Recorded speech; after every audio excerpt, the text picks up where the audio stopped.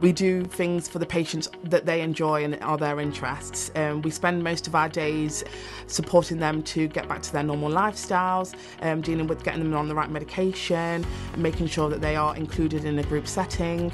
basically putting things in place to get them back to normality. But we do obviously have to deal with patients who are quite unwell when they first arrive here, so you may be dealing with things that are quite unusual to a normal job in the community. But the staff and peers, you definitely get the support and the knowledge needed and the training here to be able to deal with those things, so you're not just dropped in at the deep end straight away. So we have to deal with self-harm, we have to deal with people who have come from prisons, who have done quite sensitive crimes, so it may be something that would be hard to deal with if you understand what their crimes were, so you have to support that person regardless of what they've done in the past. We deal with self-harm, violence, people who may be sort of neglecting themselves, who may have neglected others or been violent to their family and friends in the community. Obviously we have to treat everyone exactly the same and still support them to their goals, because they are here to recover, but there might be some sensitive things that you may hear or see that you may not see in any other job, i.e. self-harm, which can be quite severe here, so people having knowledge of that before they get here is essential. So there's high dependency complex care, which is male, and then you've got the low secure side, which is low secure male mental health, but then the female low secure is for personality disorder. So the difference between the service lines is with low secure male mental health, the service users tend to either step down from a medium secure placement or come from prison where they're ready to engage in a treatment plan and discharge plan from the day they come in, whereas with complex care, high dependency, they normally come from a psychiatric intensive care unit or from the community, and they need some intensive therapy and support to enable them into the community.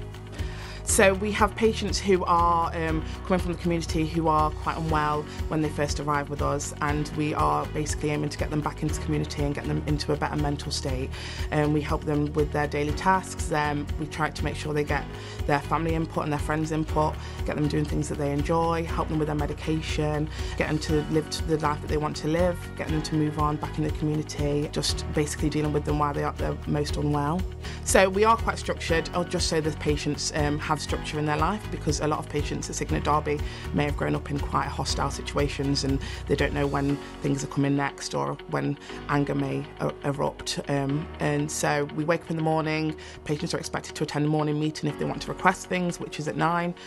so they can request things like their leave or discussions with certain departments, or to attend OT clinics, which is occupational therapy, which they put on different things every day, and they do ask the patients beforehand the things that they enjoy, so we can include everyone's wants and needs. And then we would structure each day and let the patients know what time they're going out and who they're going with, so they can plan for that time.